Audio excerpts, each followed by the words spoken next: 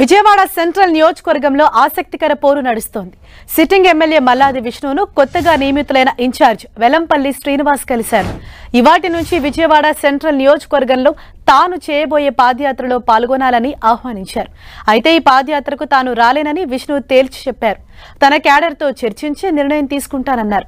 మల్లాది విష్ణు సహకరించడం లేదని అధిష్టానానికి వెల్లంపల్లి ఫిర్యాదు చేశారు. దీంతో మరోసారి సిట్టింగ్ ఎమ్మెల్యేతో చర్చలు జరిపేందుకు వైసీపీ సిద్ధమైంది. మల్లాదిలో చర్చలు జరపాలని వైసీపీ కోఆర్డినేటర్లు అయోధ్యారెడ్డి, మర్రి రాజశేఖర్లను అధిష్టానం ఆదేశించింది. ఇదే విషయంపై మరింత సమాచారాన్ని మా ప్రతినిధి జయరాజ్ మనకు అందిస్తారు. జయరాజ్. హరీష, విజయవాడ సెంట్రల్ నియోజకవర్గంలో ఆసక్తికరమైనటువంటి పరిణామాలు చోటు చేసుకుంటున్నాయి.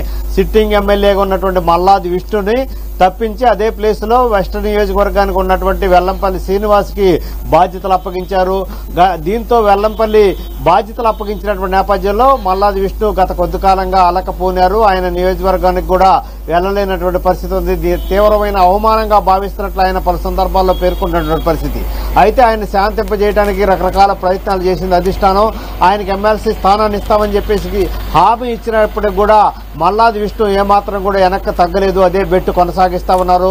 ఈ రోజు నుంచి వెల్లంపల్లి శ్రీనివాస్ సెంట్రల్ నియోజకవర్గ ఇన్ఛార్జిగా ఆయన 64వ డివిజన్ నుంచి పాదయాత్ర ప్రారంభం మరికొద్దిసేపట్లో ప్రారంభం కాబోతోంది. ఈ సందర్భంగా మల్లాది విష్ణు దగ్గరికి వెళ్లి వెల్లంపల్లి శ్రీనివాస్ తాను నిర్వహించబోయే సెంట్రల్ నియోజకవర్గంలో గడప గడపకు నిర్వహించేటువంటి పాదయాత్రకు హాజరు కావాలి. ఆయనతో పాటు ఆయన ఉన్నటువంటి క్యాడర్, విజయవాడ సెంట్రల్ నియోజకవర్గంలో ఉన్నటువంటి వైసీపీ క్యాడర్ కూడా హాజరు కావాలని ఆహ్వానించినప్పుడు కూడా ఆయన ఏమాత్రం కూడా మల్లాది విష్ణు సహకరించే పరిస్థితులు లేదు. ఈ కార్యక్రమానికి తాను హాజరు కాలేను అని చెప్పేసి తేల్చి చెప్పినటువంటి పరిస్థితి. తానే కాకుండా తన క్యాడర్ కూడా ఈ కార్యక్రమానికి హాజరు కాలేదు అని చెప్పేసి మల్లాది విష్ణు వెల్లంపల్లి శ్రీనివాస్ కరాఖండిగా చెప్పారు. అయితే 1-2 రోజుల్లోనే పూర్తిగా నియోజకవర్గంలో నుండి క్యాడర్ తో సంప్రదింపులు చేయటం, తన అనుచరులతో చర్చించడం, ఆ తర్వాతనే తుది నిర్ణయం తీసుకుంటాను అని చెప్పేసి మల్లాది విష్ణు వెల్లంపల్లికి తేల్చి చెప్పారు. ఈ పరిణామాలన్నీ కూడా మల్లాది విష్ణుతో చేసినటువంటి చర్చల సారాంశం అంతా కూడా వెల్లంపల్లి శ్రీనివాస్ అధిష్టానం దృష్టికి తీసుకెళ్లారు. అధిష్టానం పూర్తిగా ఈ విషయమైన దృష్టి సారించింది. మల్లాది విష్ణుతో ఈ రోజు గాని రేపు గాని మరొకసారి చర్చలు జరపాలని చెప్పేసి అధిష్టానం ఆదేశించినటువంటి నేపథ్యంలో కోఆర్డినేటర్లుగా ఉన్నటువంటి అయోధ్య రామిరెడ్డి, అదేవిధంగా మర్రి రాజశేఖర్ను కూడా మల్లాది విష్ణుతో చర్చలు జరపాలి, సెంట్రల్ నియోజకవర్గంలో పరిస్థితులన్నీ సానుకూలం పరచాలి, వెల్లంపల్లి శ్రీనివాస్ చేసేటటువంటి పాదయాత్రకు మల్లాది విష్ణు ఆయనకు ఉన్నటువంటి అనుచరులందరూ కూడా సహకరించేలా చేయాలని చెప్పేసి ఇన్ఛార్జీలుగా కోఆర్డినేటర్లకు బాధ్యత అప్పగించిన నేపథ్యంలో ఈ రోజు కానీ రేపు కానీ మల్లాది విష్ణుతో కోఆర్డినేటర్లు సమావేశం అయ్యే అవకాశం ఉంది. మొత్తమే చూస్తే విజయవాడ సెంట్రల్ నియోజకవర్గంలో మల్లాది విష్ణు తనకు అకారణంగా సీటు లేకుండా చేశారని చెప్పేసి ఆయన అలకపోనారు. ఈ పరిస్థితిలో ఈ రోజు నుంచి వెల్లంపల్లి శ్రీనివాస్ చేసే పాదయాత్రకి ఏ విధంగా అక్కడ ఉన్నటువంటి యంత్రాంగం సహకరిస్తుంది, అసలు ఏ విధంగా మల్లాది విష్ణు అన్ని దారిలో తీసుకొస్తారనేది ఇప్పుడు పెద్ద చర్చనీయాంశంగా మారింది. హరీష. జయరాజ్, అంటే ఖచ్చితంగా ఇన్ఛార్జ్ల మార్పుతోటి చాలా మంది నేతలు ఈ విధంగా అలకబోనుతున్నారు. అయితే ఇప్పుడు ఈ విషయంలో మరి ఏ విధంగా పార్టీ అధిష్టానం ముందుకెళ్లే అవకాశం ఉంది? ఏదైతే కోఆర్డినేటర్ నియమించారో దాని తర్వాత ఎప్పటి వరకు కూడా తన అభిప్రాయాన్ని, తన నిర్ణయాన్ని వెల్లడించిపోతున్నారు?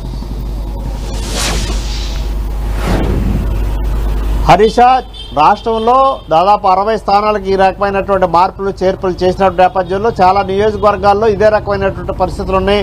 ఒక్క కృష్ణా జిల్లానే చూసుకుంటే ఇటు విజయవాడ సెంట్రల్ నియోజకవర్గం, అటు పెనమలూరు నియోజకవర్గం కూడా ఇబ్బందికరమైనటువంటి పరిస్థితుల్లో అధిష్టానానికి తలనొప్పిగా తయారైనటువంటి పరిస్థితి. ఈ రోజు వెల్లంపల్లి శ్రీనివాస్ని విజయవాడ సెంట్రల్ నియోజకవర్గంలోకి ఇన్ఛార్జిగా బాధ్యతలు అప్పగించిన నేపథ్యంలో మల్లాది విష్ణు పూర్తిగా దీనిపైన ఆగ్రహంగా ఉన్నారు. ఆయన అసంతృప్తిని బహిరంగంగానే వెల్లడించారు. తనతో మాట మాత్రంగా కూడా చెప్పకుండా తనను మార్పు చేయటం పట్ల ఆయన ఆగ్రహం వ్యక్తం చేస్తూ అధిష్టానం పైన అసంతృప్తి వ్యక్తం చేశారు. కొద్ది రోజుల పాటు ఆయన అటు అధిష్టానం దృష్టికి కానీ ఇటు నియోజకవర్గానికి కానీ పూర్తిగా దూరంగా ఉన్నటువంటి పరిస్థితి.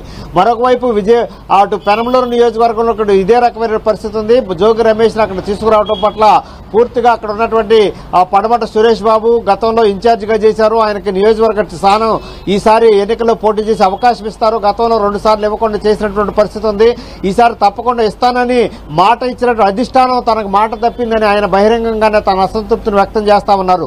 ఈ రకమైనటువంటి పరిస్థితులు చాలా నియోజకవర్గంలోనే దీనిపైన అధిష్టానం ఏ విధంగా ముందుకెళ్లబోతుంది, అక్కడ ఉన్నటువంటి స్థానికంగా ఉన్న పరిణామాలని పరిస్థితుల్ని ఏ విధంగా తన దారిలోకి తీసుకొచ్చి వచ్చే ఎన్నికల సమాయత్తం చేయబోతుంది అనేది ఇప్పుడు ఆసక్తికరమైన చర్చ జరుగుతూ ఉంది. సిట్టింగ్ గా ఉన్నటువంటి ఎమ్మెల్యేలు సహకరించకపోతే, సిట్టింగ్ గా ఉన్నటువంటి క్యాడర్ సహకరించకపోతే అతి సమీపంలో ఉన్న ఎన్నికల్ని ఏ విధంగా ఎదుర్కొంటారో, అక్కడ ఉన్నటువంటి పరిణామాలను ఏ విధంగా ఎదుర్కొంటారో, అక్కడ ఉన్నటువంటి అసంతృప్తిని ఏ విధంగా తమ దారిలోకి తెస్తారనేటటువంటి చర్చ అయితే జరుగుతున్న పరిస్థితి.